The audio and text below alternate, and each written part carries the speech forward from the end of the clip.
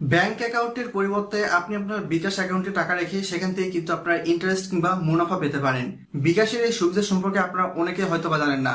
তো বিকাশে টাকা রেখে আপনারা কিভাবে ইন্টারেস্ট পেতে পারেন আজকের এই ভিডিওতে আমি আপনাদেরকে সম্পূর্ণ এক্সপ্লেন করার চেষ্টা করব।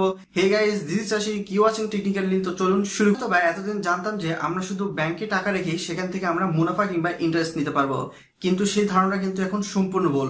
আপনি চাইলে বিকাশে টাকা রেখে কিংবা বিকাশে টাকা জমিয়ে কিন্তু সেখান থেকে ইন্টারেস্ট নিতে পারেন। তো কিভাবে ইন্টারেস্ট নিতে পারেন? তো বিকাশ থেকে আপনি টাকা জমিয়ে ইন্টারেস্ট নেওয়ার জন্য এখানে দেওয়া হয়েছে বেশ কিছু শর্ত। প্রথমেই বলে দেওয়া হয়েছে আপনার বিকাশ অ্যাকাউন্টটি অবশ্যই সচল থাকতে হবে, এবং সেকেন্ডলি বলে দেওয়া হয়েছে যে আপনার বিকাশ অ্যাকাউন্ট থেকে প্রতি মাসে সর্বনিম্ন হলেও 2টা লেনদেন হতে হবে। সেটা হতে পারে আপনার মোবাইল রিচার্জ কিংবা টপ আপ, কিংবা বলা চলে পেমেন্ট কিংবা সেন্ড মানি কিংবা ক্যাশ আউট, ক্যাশ ইন, কিংবা আরো অনেক সিস্টেম আছে। সেই সিস্টেমের মাধ্যমে কিন্তু আপনি জাস্ট পেমেন্ট আপনার কিংবা আর্থিক লেনদেন 2টা হইলেই হবে। এখানে আপনাদেরকে আমি বোঝাতে চাচ্ছি, আপনি কিন্তু আপনার বিকাশ অ্যাকাউন্টে হয়তো বা দেখা যেতে পারে আপনি আপনার স্মার্টফোনের রিচার্জের মাধ্যমে অর্থাৎ টাকা রিচার্জের মাধ্যমে কিন্তু আপনি আর্থিক লেনদেন করতে পারেন। অর্থাৎ মাসের যে কোনো 2টা আর্থিক লেনদেন আপনার হলেই হচ্ছে। এখানে কিন্তু কোনো প্রকার চিন্তা করার দরকার নেই। থার্ড যে রুলসটা বলা হয়েছে সেটা হলো যে আপনার মাস শেষে সর্বনিম্ন হলেও বিকাশ অ্যাকাউন্টে 1000 টাকা থাকতে হবে। তবে এখানে কিন্তু একটা শর্ত দেওয়া হয়েছে। শর্তটা কি সেটা বলি।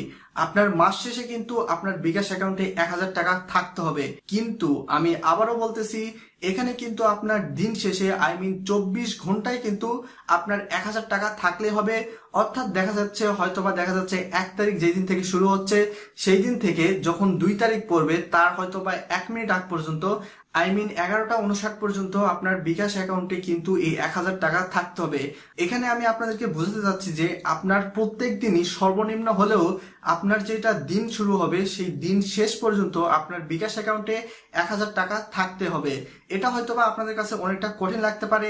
আশা করি আমি আপনাদেরকে এক্সপ্লেন করার চেষ্টা করলাম। এখন চলে আসা যাক, আপনি আপনার বিকাশ অ্যাকাউন্টে টাকা জমাচ্ছেন কিংবা টাকা রাখতেছেন এবং সেই টাকার উপর আপনি কত পার্সেন্ট হারে ইন্টারেস্ট, সুদ কিংবা মুনাফা পাবেন। তো চলুন দেখে আসি। এখানে কিন্তু বেশ কয়েকটা রেঞ্জ দেওয়া হয়েছে। প্রথম যে রেঞ্জটা আছে সেটা হচ্ছে যে আপনি আপনার বিকাশ অ্যাকাউন্টে 1000 টাকা থেকে শুরু করে 5000 টাকা 99 পয়সা পর্যন্ত রাখেন, সেক্ষেত্রে কিন্তু আপনি সুদ কিংবা ইন্টারেস্ট রেট পাবেন 1.5% হারে।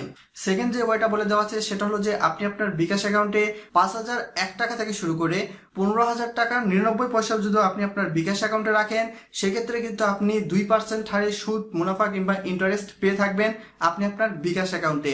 থার্ড যে রেঞ্জটা বলে দেওয়া হয়েছে সেটা হলো যে আপনি আপনার বিকাশ অ্যাকাউন্টে যদি 15001 টাকা থেকে শুরু করে 50,000 টাকা 99 পয়সা যদি আপনি আপনার বিকাশ অ্যাকাউন্টে রাখেন, সেক্ষেত্রে কিন্তু আপনি 3% হারে সুদ পেয়ে থাকবেন। ফোর্থ যে রেঞ্জটা বলে দেওয়া হয়েছে সেই রেঞ্জের মাধ্যমে কিন্তু আপনি চাইলে আপনার বিকাশ অ্যাকাউন্ট থেকে সর্বাধিক পরিমাণ মুনাফা অর্জন করতে পারেন।